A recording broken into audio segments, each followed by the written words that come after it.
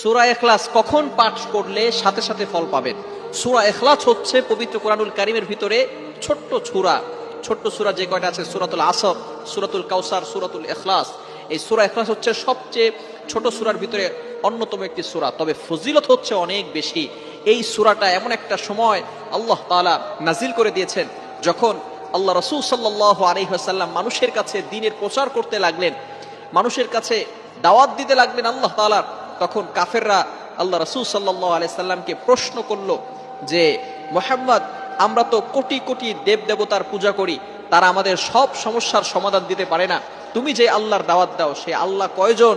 সে আল্লাহর ছেলে মেয়ে কয়জন? সে আল্লাহর পিতামাতা আছে কিনা? এই ধরনের প্রশ্ন যখন করেছে, তখনই আল্লাহ পাক রব্বুল আলামিন এই সূরাকে নাজিল করে দিয়েছেন।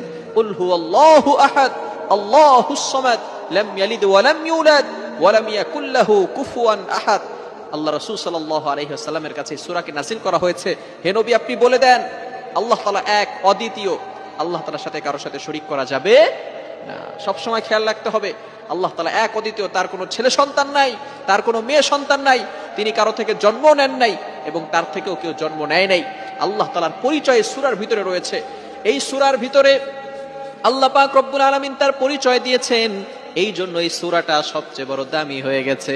যদি কোনো ব্যক্তি এই সূরাটাকে একবার পাঠ করে, তাহলে পবিত্র কোরআনুল কারীমের 10 পারা কোরআন পড়লে যে সওয়াব হয়, সেই সওয়াব আল্লাহ তাআলা তার আমলনামায় দিয়ে দেন। বানিয়ে বলছি না, আল্লাহ রাসূল সাল্লাল্লাহু আলাইহি সাল্লাম নিজে বলে দিয়েছেন। মুসলিম শরীফের 811 নম্বর হাদিসের ভিতরে আসছে, যদি কোনো ব্যক্তি একবার সূরা ইখলাস পাঠ করে, পবিত্র কোরআনুল কারীমের 10 পারা পড়লে যে সওয়াব হয়, সেই সওয়াব তার আমলনামায় দিয়ে দিবেন।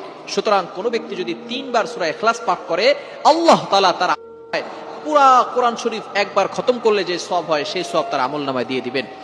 আয়েশা রাদিয়াল্লাহু তাআলা আনহা বলেন, বুখারী শরীফের 7375 নম্বর হাদিস, এক সাহাবীকে আল্লাহ রাসূল সাল্লাল্লাহু আলাইহি ওয়াসাল্লাম ইমাম নিযুক্ত করে দিলেন, আর ওই সাহাবী ম্যাক্সিমাম সময় সূরা ইখলাস বেশি বেশি পড়তেন। অন্যান্য সাহাবীরা রাসূল সাল্লাল্লাহু আলাইহি ওয়াসাল্লামের কাছে অভিযোগ নিয়ে আসলেন, ইয়া রাসূলুল্লাহ, ইয়া হাবিবাল্লাহ, আপনার অমুক সাহাবী শুধু সূরা ইখলাস বেশি বেশি পড়ে। রাসূল সাল্লাল্লাহু আলাইহি সাল্লাম তাকে জিজ্ঞেস করলেন, কেন তুমি সূরা বেশি পড়ো, সূরা ইখলাস বেশি পড়ো? রাসূল সাল্লাল্লাহু আলাইহি ওয়াসাল্লামকে তিনি বললেন, এই সূরাকে আমি বড় মহব্বত করি। আল্লাহ রাসূল সাল্লাল্লাহু আলাইহি সাল্লাম বলেন, এই সূরার মহব্বত তোমাকে জান্নাতে নিয়ে যাবে। বলেন সুবহানাল্লাহ। এজন্য এই সূরা ইখলাসের ফজিলত অনেক বেশি। কখন পড়লে আমরা বেশি ফল পাবো? এই সূরা যদি কেউ একবার 10 বার পাঠ করে, আল্লাহ তাআলা তার জন্য জান্নাতের ভিতরে একটা বালাখানা তৈরি করে দেন। কখন পড়বেন? এই সূরাটা হচ্ছে আসরের নামাজ, বিশেষ করে জুমার দিন, শুক্রবারে আসরের নামাজের পরে এবং মাগরিবের পূর্বে, এই সময়টা যদি আগে দুরূদ শরীফ এবং পরে দুরূদ শরীফ, মাঝখানে সূরা ইখলাস 10 বার পরে আপনি আল্লাহর কাছে দোয়া করেন, যা দোয়া করবেন আল্লাহ তাআলা সব দোয়া অ্যাকসেপ্ট করে নেবেন, কবুল করে নেবেন। এই সময়টা খুবই গুরুত্বপূর্ণ একটি সময়। এই সময় আগে দুরূদ শরীফ পড়বেন, এরপরে আপনি সূরা ইখলাস বিসমিল্লাহ সহকারে 10 বার পড়বেন, শেষে আবার দুরূদ শরীফ পড়ে আল্লাহ তাআলার কাছে দোয়া করবেন, আল্লাহ তাআলা আপনার সকল দোয়া কবুল করে নেবে। বলেন সুবহানাল্লাহ। এজন্য এই সূরা ইখলাসের আমল আমরা করতে পারবো তো ইনশাআল্লাহ? সূরা ইখলাসের ভালোবাসা আমরা অন্তরে ফিট করতে পারবো তো ইনশাআল্লাহ? আল্লাহ তাআলা আমাদের সকলকে বুঝার তৌফিক দান করেন। সকলে বলেন আমিন।